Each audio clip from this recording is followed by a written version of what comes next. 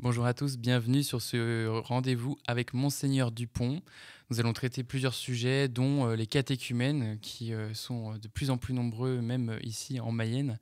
Nous allons reprendre aussi ce qui s'est vécu à Lourdes, la plénière avec les évêques et le pèlerinage avec les diocésains.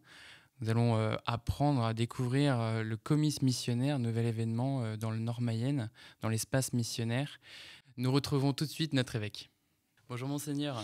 Bonjour Firmin. On vous a pas vu beaucoup en Mayenne ces derniers temps, parce que vous étiez un peu par Mons et par Vaux. Vous avez été longtemps à Lourdes pour 2 semaines consécutives. La première pour une plénière avec les évêques de France. Expliquez-nous un peu ce qui s'est discuté, quels étaient les travaux à ce moment-là.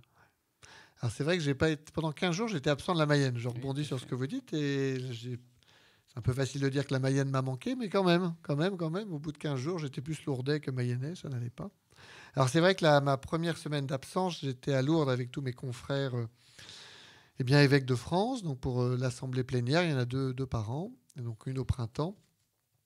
C'est d'abord l'occasion de nous rappeler que nous sommes au service de l'Église universelle. Enfin, c'est comme cela que je prends moi ce rassemblement, de se dire, tiens, évêque, c'est pas d'abord évêque d'un diocèse, c'est d'abord évêque de l'Église universelle. Et donc l'occasion de se retrouver tous ensemble, c'est d'affermir ce souci de l'Église universelle qui, pour nous, est le souci de l'Église qui est en France, avec des relations fraternelles qui s'affermissent. Peu à peu, je connais de plus en plus de monde, j'allais dire. Et puis, nous avons abordé des sujets assez variés.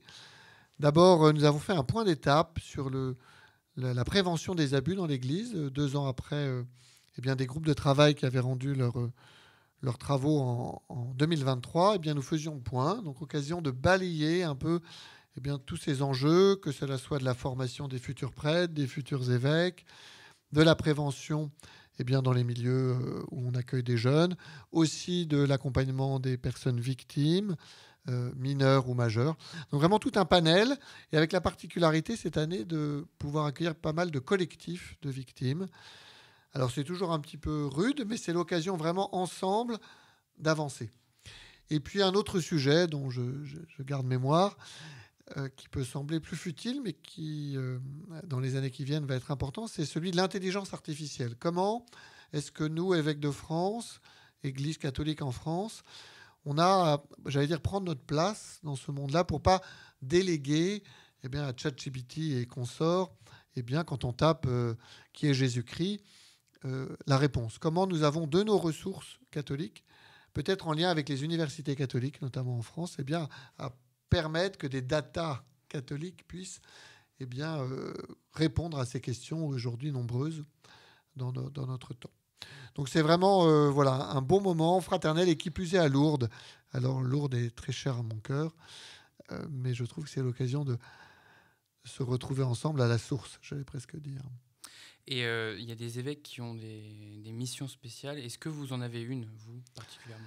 Alors je n'en ai pas, statutairement, je n'ai pas à en avoir avant 2 ans d'ordination, D'accord. puisque l'intuition, mais qui est plutôt très heureuse, c'est que, entre guillemets, on nous laisse un petit peu sur le diocèse pour pouvoir connaître, aimer, partager, et puis vraiment être d'abord évêque diocésain. Alors comme vous le savez, j'ai d'autres missions par ailleurs, notamment étant assistant apostolique de la communauté Saint-Martin. Ça suffit à me permettre de prendre l'air un peu et de ne pas être uniquement à Laval. Et donc, s'étant suivi une semaine de pèlerinage avec le diocèse, cette fois.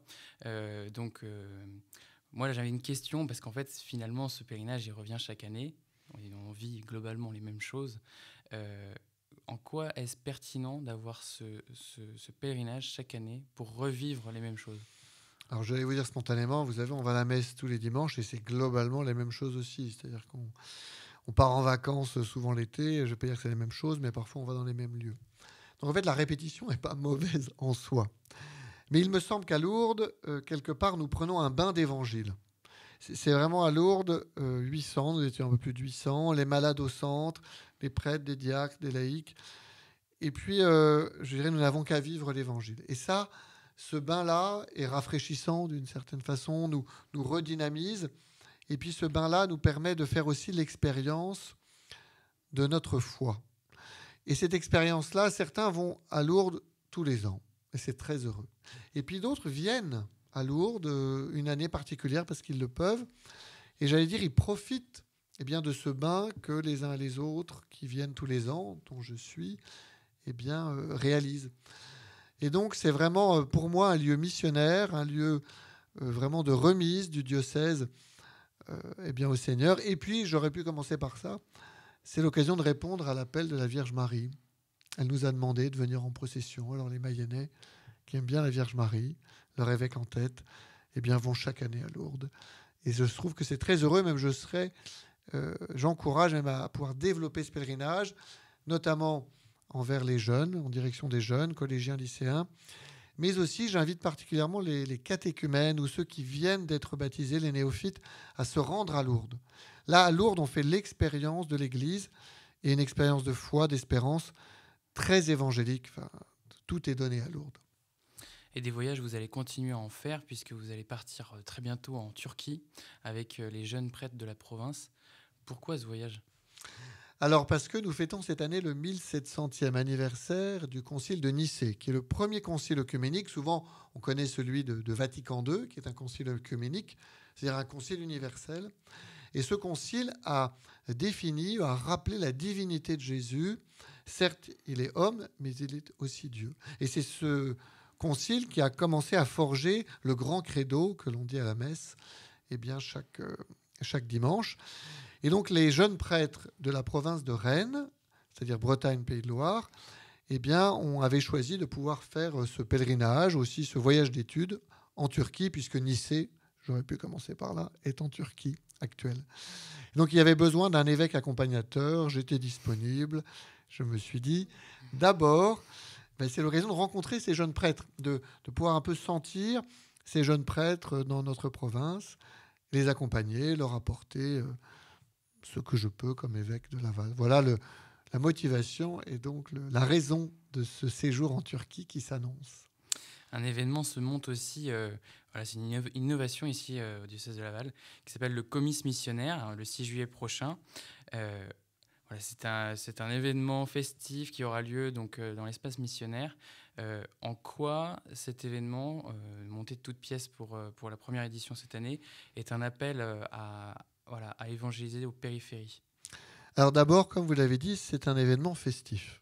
Il y a vraiment ce souhait, alors peut-être en reprenant un peu le terme de comice, qui peut évoquer d'abord des rassemblements festifs, aussi des concours, mais c'est de pouvoir permettre aux fraternités qui sont en train d'être fondées dans l'espace missionnaire, au pied des clochers notamment, de se retrouver dans un moment d'abord festif. C'est vraiment l'objectif. Il y aura aussi la présentation de toutes les bannières des villages de cet espace missionnaire. Ça en fait un certain nombre. Donc, occasion pour certains de les épouster, pour d'autres un peu de les créer. Mais de se redire ensemble que fraternellement, on a quelque chose à vivre, à proposer. Et ainsi aussi de se partager les initiatives missionnaires, parfois modestes, mais pleines d'enthousiasme qui peuvent exister sur notre espace missionnaire, notre fameux Nord Mayenne. Je fais toujours ce geste parce que c'est le nord du département. Et c'est d'abord cela. On peut espérer que le 6 juillet, le soleil soit là. Et donc, au programme, échange, apéritif, barbecue, mots de l'évêque, messe. Vraiment un temps simple, accessible à tous, où on peut inviter. Et donc, je suis très heureux de cette initiative. Et puis, les fruits vont être des fruits de fraternité et certainement d'initiative. On dit, ah tiens, on peut faire ça, vous avez fait ça. Chacun sur son village, sur sa paroisse. Et vous parlez des fruits que l'Église peut porter. Et là, on a été très surpris avec le Triduum de voir des catéchumènes en nombre arriver dans notre diocèse. On a l'impression qu'ils sortent de nulle part, ces jeunes. Est-ce que vous avez une première analyse ? Est-ce que vous comprenez un peu les ressorts qui les font venir ici dans l'Église catholique ? Alors, ils ne sortent pas tout à fait de nulle part. Alors, j'ai eu la chance la grâce de pouvoir lire leurs lettres de demande de baptême. C'était une trentaine. Donc, une trentaine, c'est un échantillon représentatif et en même temps, ce n'est qu'une trentaine. Donc, je m'appuie aussi sur ce que j'ai pu lire par ailleurs, entendre. Déjà, ils ont eu ce sont des catéchumènes qui cherchent quelque chose. Alors, souvent, c'est un peu une tarte à la crème de dire ils veulent chercher un sens à leur vie. Mais c'est vrai. Et je préciserai qu'ils cherchent souvent quelque chose à partir d'un événement de leur vie qui a pu être heureux ou parfois malheureux, maladie, deuil, problèmes professionnels, problèmes de santé, et où, quelque part, l'Église, dans les deux sens du terme, c'est-à-dire l'Église bâtiment comme l'Église communauté, eh bien, a attiré leur cœur, leur intelligence. Donc certains ont poussé la porte de l'Église vide et ont pu en faire l'expérience de Dieu, enfin, c'est assez extraordinaire. Et d'autres, à l'occasion d'une liturgie, les funérailles par exemple, eh bien, ont fait cette expérience de Dieu. Donc en fait, d'où viennent-ils? De pas très loin. En fait, ils habitent à côté de nous. Ils ne sont pas dans notre premier cercle, sinon peut-être qu'on leur aurait annoncé directement, quoique la question se pose. Mais ils ne sont pas très loin puisqu'ils ont été en capacité de pousser une porte d'église, de frapper à un presbytère, de venir participer à des obsèques. Donc ce sont vraiment des fidèles comme nous, j'allais dire comme nous dans le sens citoyen, comme nous, Mayennais, et donc qui ont poussé la porte de l'église, mais de fait, souvent on a cette expression, pas tout à fait là où on les attendait. Souvent on ouvre grand les portes, on met des fleurs, etc. Et hop, ils passent par la petite porte de derrière. Peu importe à la limite. Et peut-être qu'il nous faut repérer ces petites portes. Ça, c'est pour moi un vrai point d'attention. Comment nous veillons à voir les chemins qu'ils prennent et non pas à tracer nous-mêmes des chemins qu'ils prennent un peu, mais pas toujours. Vous parlez de ces événements de la vie qui font ces expériences de foi pour ces catéchumènes. Ces expériences de vie existaient avant.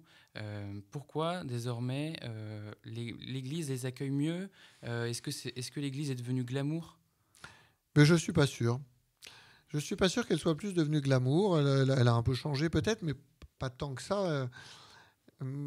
Je crois qu'avant, c'est vrai que ces événements existaient et étaient peut-être lus soit par un grand nombre qui était encore de culture catholique, donc il y avait un peu la grammaire, on décodait cet événement, je pense au deuil notamment. Aujourd'hui, la grammaire ou la culture chrétienne est moins importante. Et puis il y avait aussi peut-être, là je mets une hypothèse, des idéologies beaucoup plus prégnantes, le salut par le travail, le salut par les loisirs. Et toutes ces idéologies, s'affaissent. Et donc en fait, qu'est-ce qui reste? J'allais presque dire, c'est nos clochers. Et donc ces clochers qu'on voyait peut-être pas, au moins, maintenant on va se dire pourquoi pas. Et puis il y a une forme de simplicité, c'est-à-dire qu'aujourd'hui, pousser la porte d'une église, c'est peut-être moins ringard que ça n'était avant, moins méprisé. Et donc je crois qu'il y a une disponibilité de ceux qui arrivent, qui est plus grande. Nous avons certainement un peu bougé, je ne dis pas, mais je ne mettrai pas ça d'abord sur tous nos efforts. Je mettrai ça d'abord aussi sur, j'aurais pu commencer par ça, que c'est Dieu qui appelle, c'est Dieu qui gouverne. Alors en disant ça, on se dit, c'est facile, monseigneur, vous dites ça. Mais non, c'est une réalité que les lettres, pour le coup, des catéchumènes me révèlent.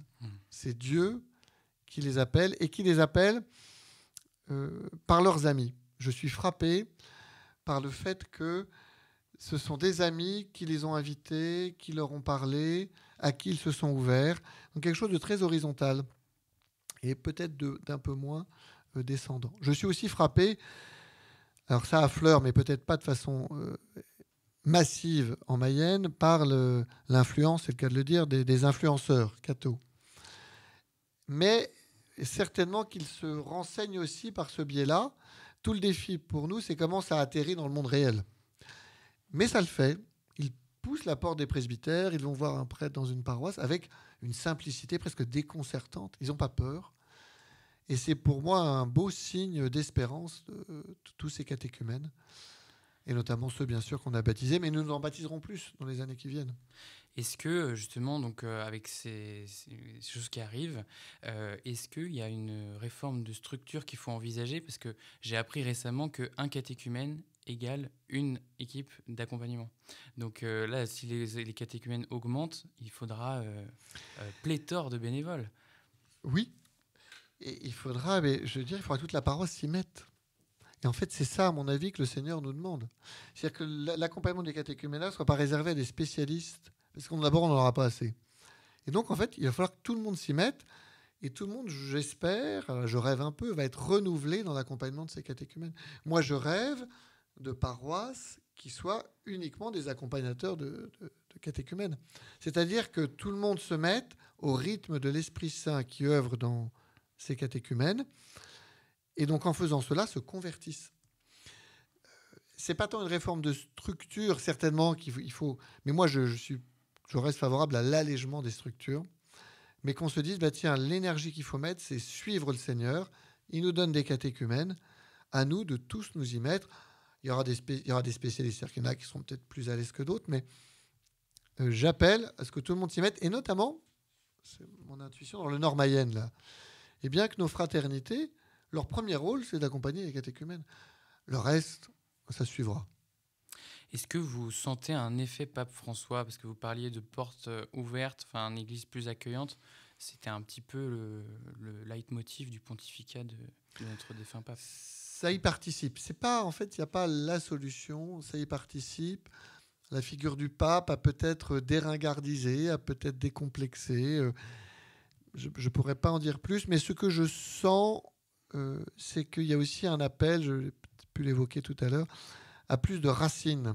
En fait, de ces futurs catéchumènes baptisés, un souci d'aller un petit peu à la racine, de s'enraciner.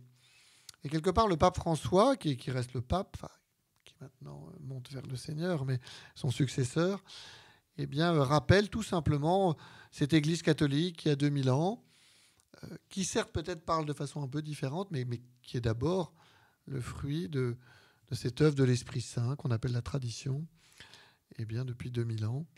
Et donc là, il y a peut-être pour nos catéchumènes de dire s'enraciner dans ce grand fleuve qu'est l'Église. Dans ce mois d'avril, nous avons vécu aussi donc le départ du pape François, qui était vraiment un moment très bien choisi, si je peux me permettre. Et donc, on a vécu une très, très belle messe. Je ne sais pas ce que vous en avez pensé, mais donc, le diocèse s'est mobilisé pour une messe d'action de grâce pour reconnaître tout le bienfait du pontificat du pape François. Comment est-ce que vous avez vécu cette messe? Comment vous avez vécu cette mobilisation? Parce qu'on peut dire ça. D'abord, il y a quand même eu la surprise du décès du pape. Alors bien sûr, il n'était pas en pleine forme, si j'ose dire aussi. Décédé le lundi de Pâques. La veille, il était sur la place Saint-Pierre. Il bénissait, il a donné la bénédiction Urbi et Orbi. Et donc j'apprends cela. Qu'est-ce qu'on fait?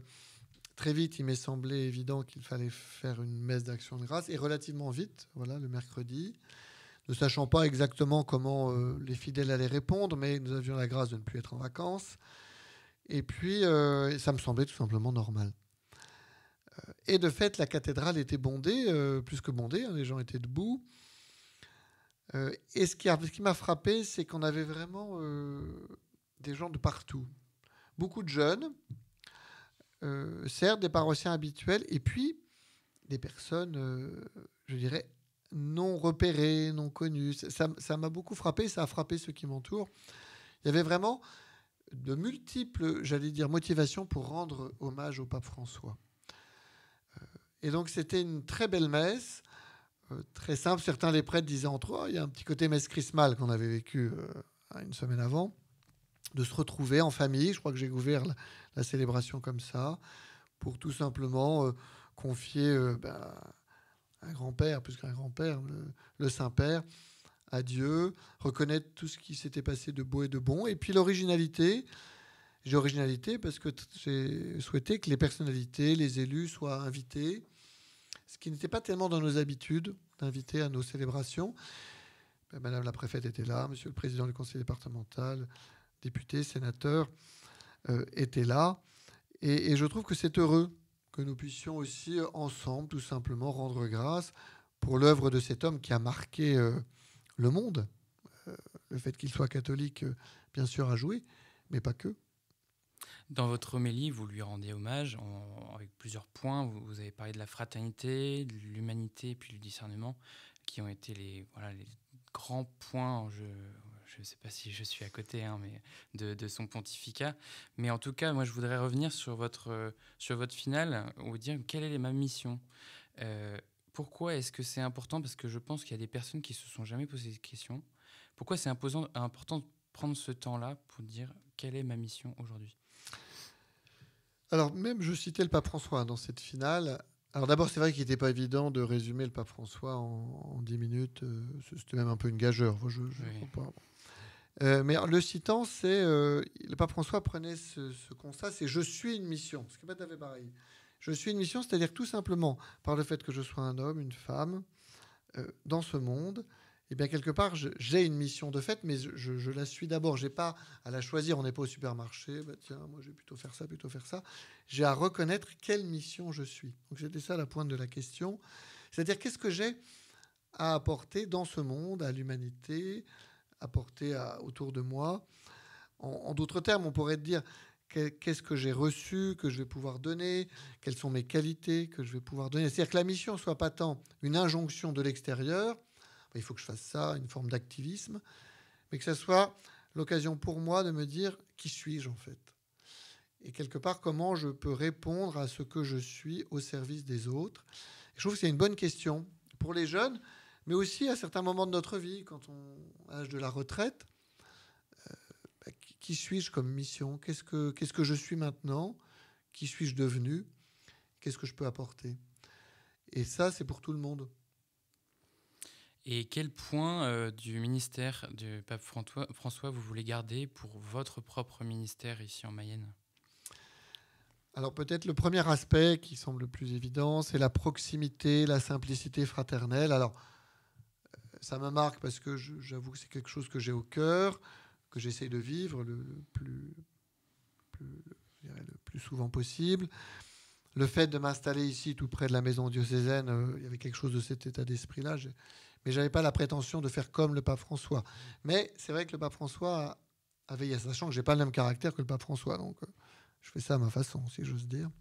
L'autre point, c'est la façon d'exercer l'autorité dans l'Église, ce qu'on appelle la synodalité. Alors, c'est un gros mot qui parfois est difficile à percevoir, mais comment chacun prend sa place et sa part. C'est le sens du conseil pastoral diocésain renouvelé, notamment dans cette mission d'évaluation du ministère épiscopal. Chacun puisse interagir en alliance. Donc moi, je retiens cela aussi. Je retiens aussi du pape François en Mayenne, et pour moi, l'importance de la dévotion populaire. Alors bien sûr, nous avons notre sanctuaire, Notre-Dame de Pontmain, mais nous avons aussi tous nos petits sanctuaires, Saint-Joseph des Champs, puis je n'évoque pas nos 3 basiliques mariales. Comment nous permettons à tous de pouvoir avoir accès à Dieu par des moyens qui sont simples. Une nouvelle fois, c'est peut-être la simplicité. Et puis, dernier appel du pape François que je retiens, c'est le fait d'aller au-delà de nos cercles. Ce n'est pas le plus évident. Et même pour moi, évêque, parce que le cercle m'occupe. C'est-à-dire que je dois veiller à ce premier cercle. Mais j'espère bien pouvoir aller un peu au-delà, après quelques années ici. Et je retiens ça aussi du pape François. Même s'il y a une petite force centripète, là, on est quand même attiré vers le centre. Parfois, quand il m'arrive de beaucoup recevoir ici à l'évêché, je me dis, quand même, t'as pas été trop loin. Dans ces cas-là, je sors un peu, au moins. Bon, ça m'arrive quand même d'aller un peu au-delà de l'évêché, je vous rassure. Merci beaucoup, Monseigneur, pour ces échanges enrichissants. Je vous dis au mois prochain. Eh oui. À bientôt, Firmin. Merci. Au revoir, Monseigneur. Merci de nous avoir suivis dans ce format avec Monseigneur Dupont. Je vous invite à vous abonner à notre chaîne YouTube si vous n'êtes pas encore abonné. Et merci de nous avoir suivis sur Radio Fidélité Mayenne. À très bientôt.